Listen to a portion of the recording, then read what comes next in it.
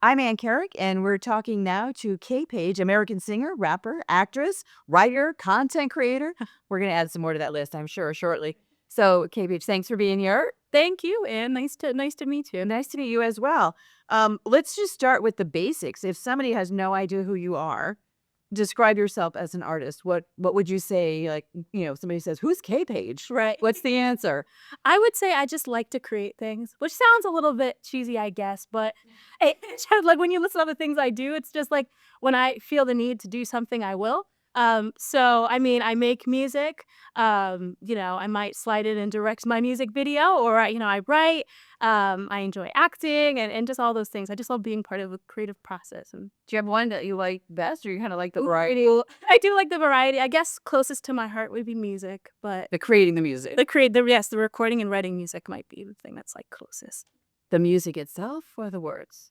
Ooh, that's a tough question. I think putting them together, honestly. Oh. I think like making them fit, taking a thought or a feeling and being able to translate that to something that also, feels the same way in music and kind of true. Yeah, and have the right music to Exactly. get the same message across. That Right. Yeah. That's I have never created music or the words to go for it. we gotta get you on the next track. Appreciate it. And gotta get you on the next track. Don't say that.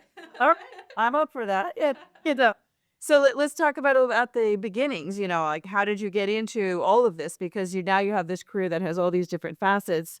How did you even get started down that path? I think to start off, I do have to give my credits to my dad, Joe Young, in the area. I think lots of people know him, but he's a super creative person, and so I think I got a lot of that spirit from him. So I was In that kind of industry? Yeah, my dad's kind of like, I think he would describe himself the same way I describe myself. He just likes to create and make things, and he's a producer and sort of in the area. And so I always kind of had that creative bug because I was just around him all the time. He would be writing or, trying to make, a movie or that kind of thing, like producing a movie. So I think that's kind of where it started for me. But yeah, I just like to create stuff. So I was like the kid, like in second grade, like forcing her friends to make a music group or like, with a camcorder trying to make a movie. Invite your friends over, create a little stage. Exactly, but I them into so yeah, tricked them into lots of productions. Okay. Fair enough, fair enough.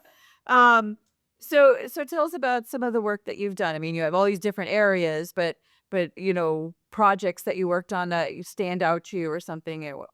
Sure. I think one thing that immediately comes to mind is I really find a lot of value in like cross-cultural media and collaboration. So some of the things that I'm most proud of have been some of my collaborations with people, who maybe don't speak the same language that I do or come from a different culture. Like my song "Same Moon," for example, is something that I was really proud of. Like as an all-around project, I was able to collaborate with some people in a song in French, English, Spanish, and Arabic, and we produced a music video that kind of had a theme around it, this sort of like royal sort of theme, big production. We filmed it in Hartford, in the um in a building. Oh my goodness, the name is escaping me. The building, Pretty old. City Hall. Thanks, Dad. City Hall. We filmed in City Hall, and that was pretty exciting. But yeah, just It was the song itself in all those languages? yes. Yeah, so I collaborated with different artists from, different places, so that was something else. Who speak all those languages? I don't speak all those languages myself. I mean, I definitely learn sometimes when I'm, like, making music if I'm singing something in another language, but yeah, I think right now it's, like, English and then, like, a little bit of Spanish and then, like, some Korean. Okay. Basically it. Right. So, and I'm sort of curious, there's all sorts of genres of music and what drew you to rap kind of music? I mean, I think part of that I didn't have a choice because it was what I grew up on. So my mom was You did say yeah, my mom, when she would get in the car, would either be hooked on phonics. I don't know if you guys never went this, but it was like basically like, teaching kids their vowels and whatnot. But also it was either that or it was gonna be an old school rap CD. So I didn't have a choice. I was destined to be insane. So for your own listening, do you enjoy other types of music? You have one that's outside of rap. You have like a second that's favorite, kind of just for your own listening pleasure. Tough. It depends on the mood. Yeah, it really does. I like I mean I like a little bit of everything. I like a little bit of country. I like old school, like, R&B and stuff. And I like rock. One of my favorite groups of all time is like the Strokes rock groups. And I like a little bit of Do you think about doing, you know, like a project that's in another genre of music, Yeah. like a country or a rock or something? You don't want to see like my like music files of songs that I've created because it is just like a mess. Like I like to create everything. I'll make a country song and a rock song or something like that. And most of the things I put out are like will be hip hop and sometimes it'll be pop and R&B, but I do like to experiment. And I think those are some of the coolest sounds that are coming from like that experimentation. Not ready to cross over yet to some other one. Yeah. We'll get there eventually. One day I'll push the button and I'll release that country song. So you said that part of the reason you like to do the different cultures is to bring people together. And have you been lucky enough to see the results of that? Because there's sometimes you create it and you feel like it's bringing them together, but you don't always get to see it. Have you had the chance to see that result as well?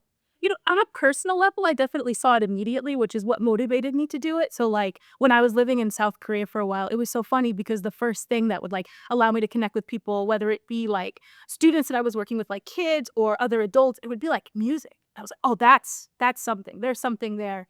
Um, and so after that, I guess that's the beauty of social media because that was on a personal level, and so maybe I can't see exactly other people's, how it might affect other people or how other people, might take it in on a personal level, but on social media, it's kind of allowed me to see some really cool ways that things have connected to people. Where they've said, "Okay, I didn't know about this music scene," or "I've never thought about listening to music in this language. Let me go check this out. This artist is really cool," and then they find, a whole world of music that they didn't know about. So I think that's really cool. I have to ask, like, why were you living in South Korea? Oh, right. So the usual, I'm going to Omaha, then I went to South Korea. Yeah. And I would say, yeah, I went to but that's what my mom said.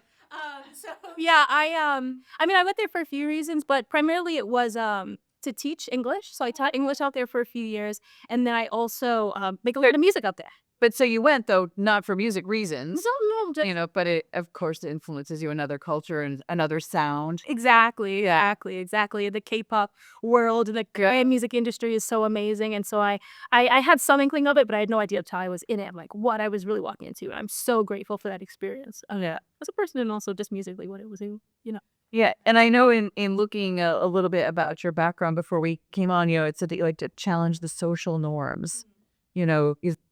Can you elaborate on that a little bit? Sure. I mean, I think there are a couple of ways. I think, like, in the cross-cultural collaborations and multilingual things, sometimes there are things that can maybe challenge um, people's idea of what can or should exist. Like, I remember when I was first starting to release my cross-cultural music, people were like, "That's not going to work for an artist like you. You need to stick to this or stick to that." So inherently, like, that stuff was, I feel like, kind of challenging that.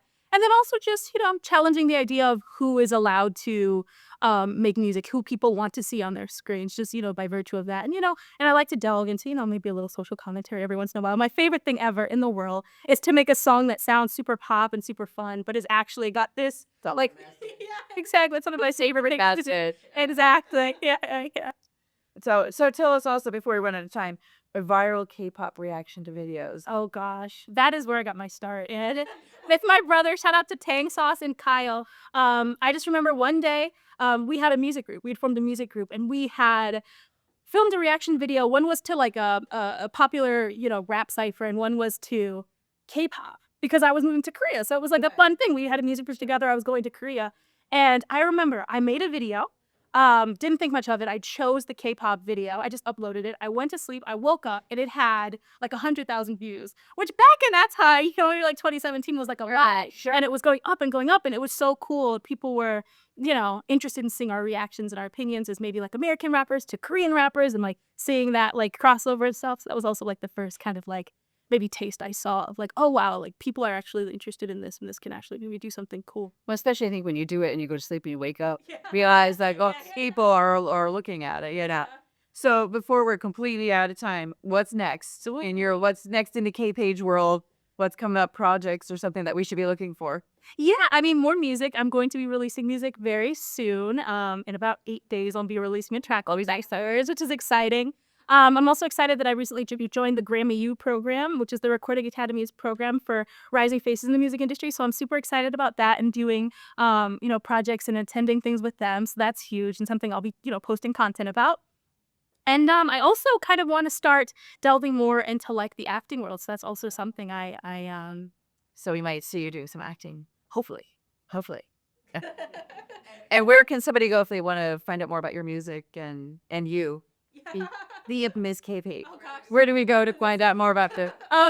Honestly, if you just Google K Page, KAYPAIGE, you'll be able to find my music or my, content And your future acting debut. and my future acting debut, my future IMDb.